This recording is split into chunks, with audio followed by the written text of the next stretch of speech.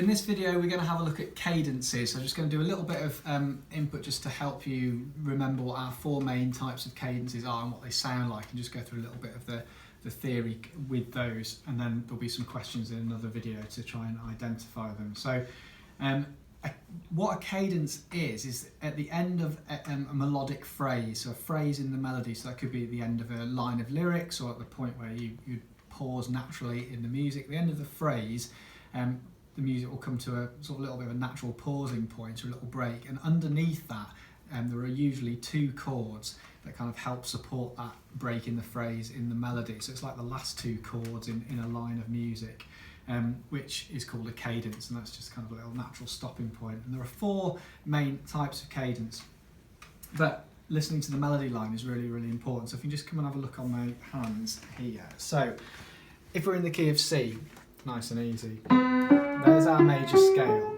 Right? So if we have a melody, it's basically going to end on any one of those notes of the major scale. So if it finishes on one of the notes that belongs to the tonic triad, G, E or C,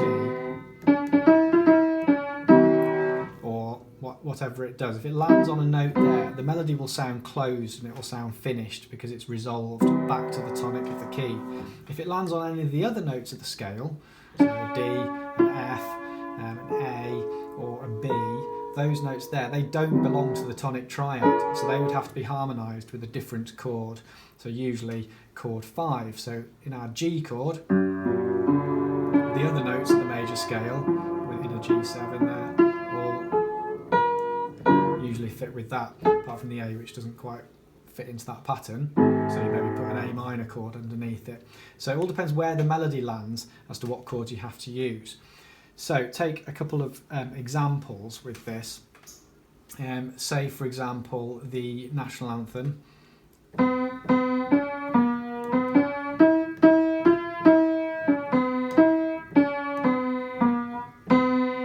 Finishes on the tonic, very closed ending to that melodic phrase. So putting some chords with that.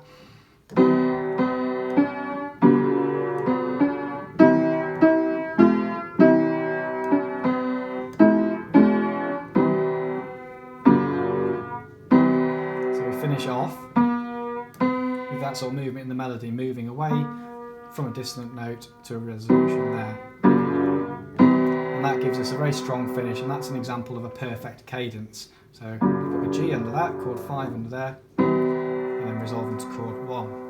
Take another example. So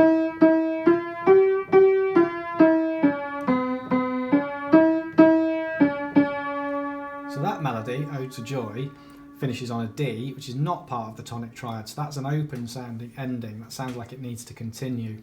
So again, putting some chords with that, just with chord 1 and chord 5.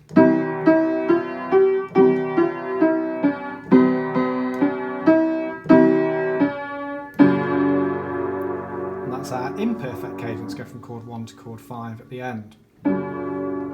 Other examples is the interrupted cadence, where instead of going from chord 5 to chord 1, like in our perfect cadence example, we land on the minor chord. So let's hear that at the end of God Save the Queen and see what that sounds like.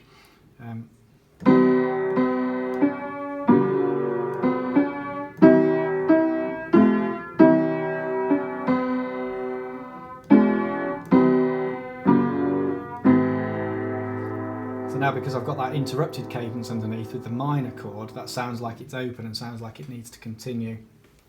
So the interrupted cadence is chord 5 to chord 6. So in a major key, that would be going onto a minor chord, and flipping that, if I was in a minor key, it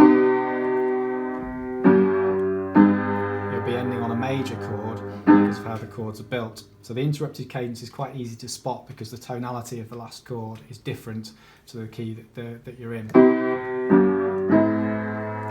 And then the final one is the plagal cadence, which goes from chord 5 back